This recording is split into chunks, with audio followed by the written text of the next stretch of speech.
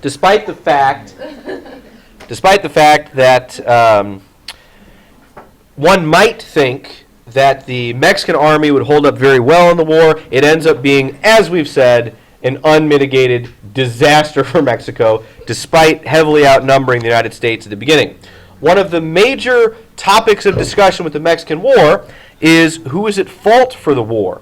Is this an act of American aggression? Did the United States take advantage of poor little Mexico? That's often supported by the way the war ended. As when we talked about the War of 1812, people often remember that war by how it ended, right? The war did not end that badly for the U.S., and the public memory was, well, it wasn't that bad. Even though it was a disaster, the Capitol was burned, and most battles were lost, and the U.S. was entirely on the defensive. Similarly with Mexico, because the United States has signs a treaty with Mexico that is very lopsided, and the U.S. wins almost every battle, people think that going into it, the U.S. knew that would be the outcome when that was not the case. Nevertheless, talking about the fault for the aggression, some Northerners saw this as an excuse to stretch slave territories beyond the predetermined so-called retirement home of slavery, which was Arkansas, as defined by the Missouri Compromise.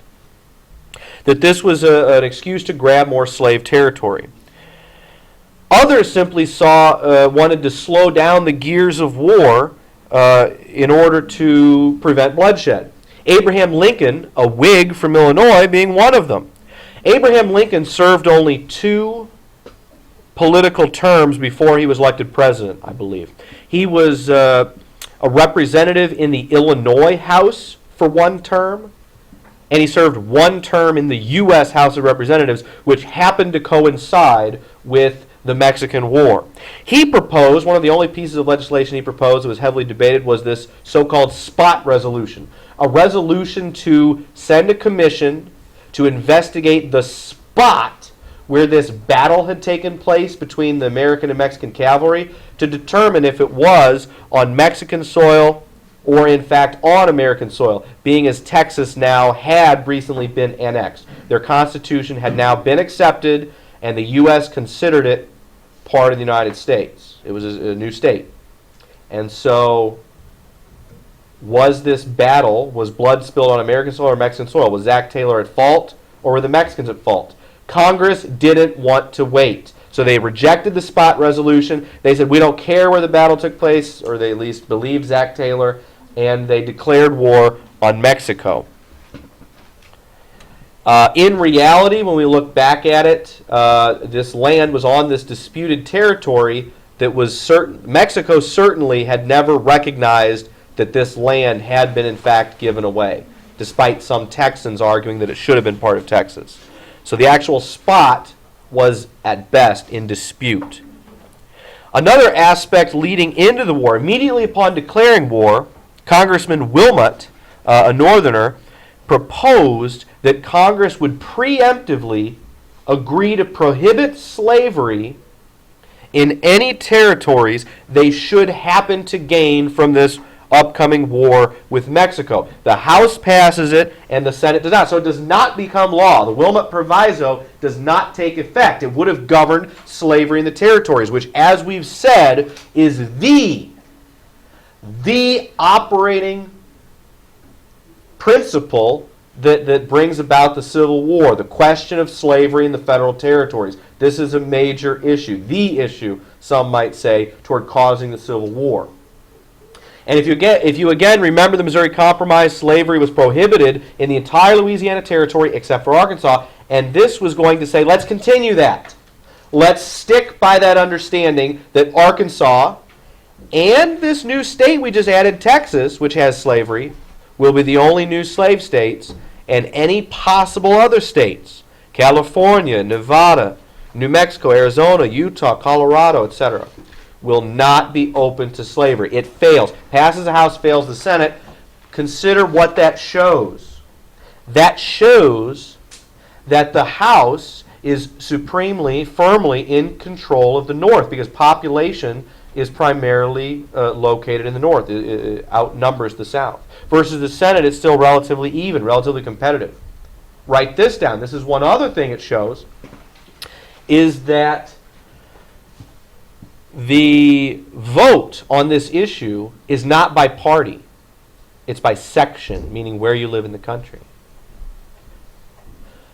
Whigs and Democrats in the North voted for it. Whigs and Democrats in the South voted against it. You might be saying, so what? Think about that today. Imagine if there was some issue today on which all Democrats and all Republicans who lived east of the Mississippi voted one way. And then all Democrats and Republicans who lived west of the Mississippi voted another way. Would you be saying to yourself, whoa, something is wrong, right? That would be really, really weird. That is why this slavery issue sets off so many alarm bells, because it crosses over political party and ideology, and it's all based on section. Where you live, where you're from, what your culture was growing up really shapes people's views on the slavery issue. Finally, on the causes of the war, there were those who argued it was justified by corruption in the Mexican government, that they were poor rulers, they didn't deserve to rule that land, that they were mismanaging the lands, that they weren't paying their debts on time, and that Britain or some other European power might take it over, and the U.S. was just intervening to prevent that. In the end, was it truly an act of American aggression? Again, they had no way to foresee that the war would go quite so well, but it's certainly undeniable also that the United States did not work very hard to avoid this war. And some might argue that there were some actors who actively worked to provoke this war. This is a photograph, painting, oil painting, of General Santa Anna, Antonio Lopez de Santa Anna. He was president of Mexico, a dozen times here and there. He was sort of playing the Napoleon card, where he was both the president and ruler of the country, but also its leading general. And he will actually lead troops into battle various times through his career. He's a large figure in Mexican history. I want to start with this map.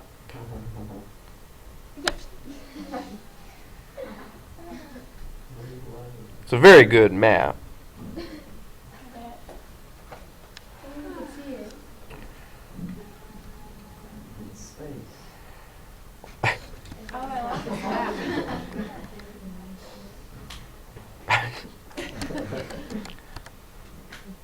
Well, you don't really need a map.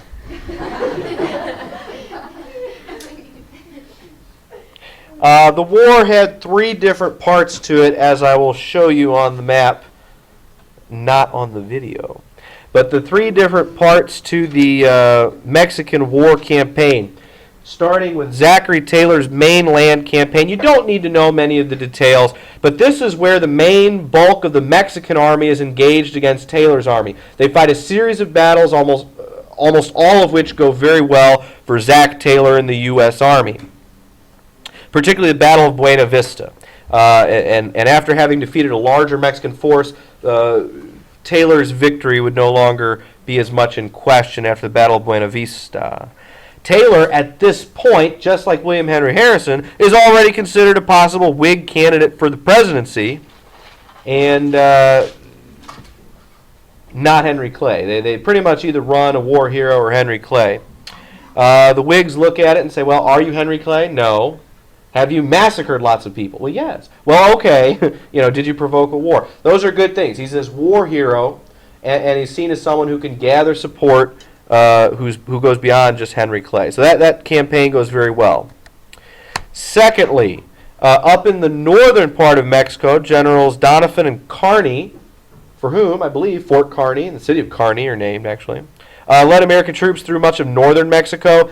They mostly capture a series of forts in northern Mexico. They lay siege to a fort, it runs out of supplies, it surrenders. They lay siege, it runs out of supplies, it surrenders. And they basically march through, as the map very clearly shows, they march through northern Mexico.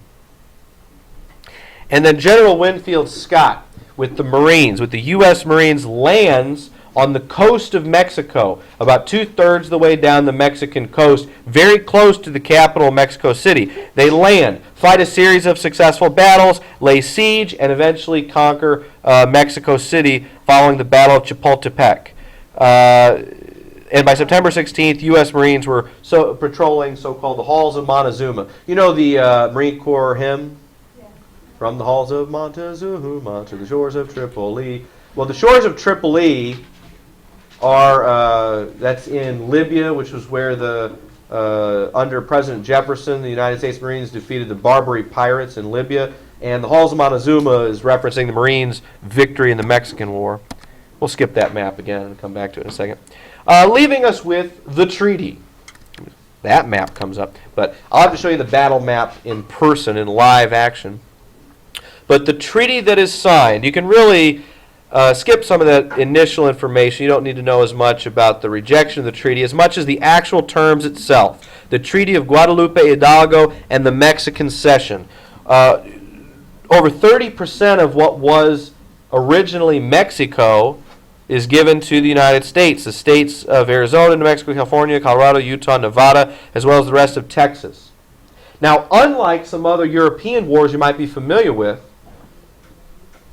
Mexico does not incur a war indemnity, a war debt to the U.S. In fact, the United States gives Mexico $15 million. What does that say?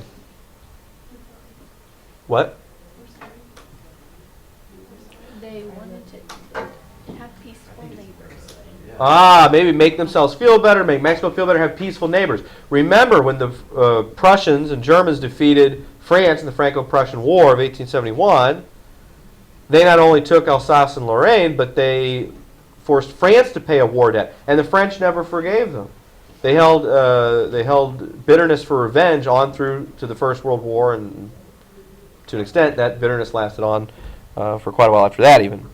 But the point is, they're trying to smooth things over with Mexico. Also, maybe trying to portray to the rest of the world that this is not stealing. We're not taking it. We bought that land. Does that make sense? We bought that land from Mexico. We didn't bully them and beat them in a war and take half their country or a third of their country. It was a purchase. About 5 years later, they purchased another little bitty strip of land, which, as you can see over here, $15 million to compensate for all of this, plus Texas, versus $10 million for this little strip. It had to do with building a southern transcontinental railroad. You have to remember, there's a lot of desert and the Rocky Mountains out in the west, and so they were very choosy about where a railroad could be because they don't have, Caterpillar bulldozers and backhoes. They have to dig more or less by hand. And so it was cheaper to buy flatter land than it was to dig through the mountains because they were already going to build a northern route of the Transcontinental Railroad up through Utah and Colorado. And in just a second here, I will show you the map.